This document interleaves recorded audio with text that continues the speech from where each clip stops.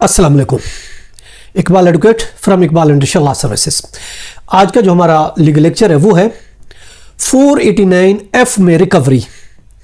यानी अगर कोई चेक बाउंस हो जाता है और चेक बाउंस होने की सूरत में हम उसके खिलाफ 489F की पीपीसी की एफआईआर दर्ज कराते हैं। हम कहते हैं कि ये चेक बाउंस हो गया, हम इसकी एफआईआर दर्ज कर लें और ताकि फटोफट हमारी रिकवरी हो जाए। बहुत से लोगों का यही ख्याल होता है और इस वजह से अगर चेक बाउंस हो जाता है तो उस सूरत में वो फौरन ही 489F की एफआईआर दर्ज करा देते हैं कि इसमें हमारी रिकवरी हो जाए। देखिए, वैसे अगर हम एक जनरल बात देखते हैं कि अगर चेक बाउंस हो जाता है, चेक डिसऑनर हो जाता है, तो जिसके पास चेक है उसके पास ऑप्शन है कि वो उसकी रिकवरी कर सके, वो उसके पैसे उसको मिले। उसके लिए जो कानून में ऑप्शन दिया गया है वो है ऑर्डर 37 समरी सूट का। वो समरी सूट फाइल करे और उसकी रिकवरी करे। अब जहां तक ताल्लुक है 489F, देखिए कोई अगर किसी को चेक देता है उसमें दो तरह के आपके पास रेमेडी है।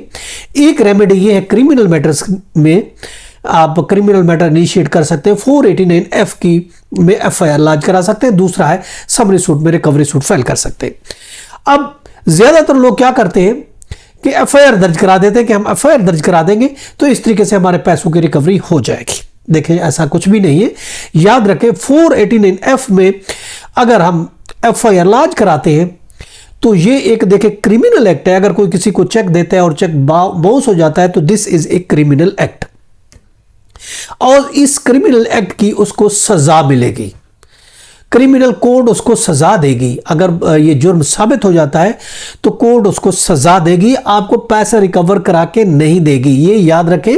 489F एफआईआर अगर लॉन्च होती है तो ये एक क्रिमिनल एक्ट है और इस क्रिमिनल एक्ट में कभी रिकवरी नहीं होती।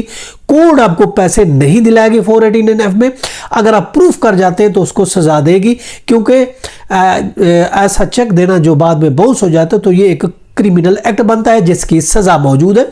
चुनांचे कोर्ट उस पर सजा तो देगी मगर उसमें आपको रिकवरी नहीं करा के देगी। इसलिए अगर आप चाहते हैं कि मुझे पैसे वसूल होने चाहिए तो फिर उसके लिए आप R37 रिकवरी सूट फाइल करेंगे डिस्ट्रिक्ट जज या एडिशनल डिस्ट्रिक्ट जज के पास। आपको सूट रिकवरी का फाइल करना पड़ेगा, ना कि आप एफआईआर दर्ज करा के आप कहते हैं कि मेरी रिकवरी हो जाए। याद रखें, क्रिमिनल में एफआईआर लॉन्च कराने आपकी किसी किस्म की कोई रिकवरी नहीं होगी।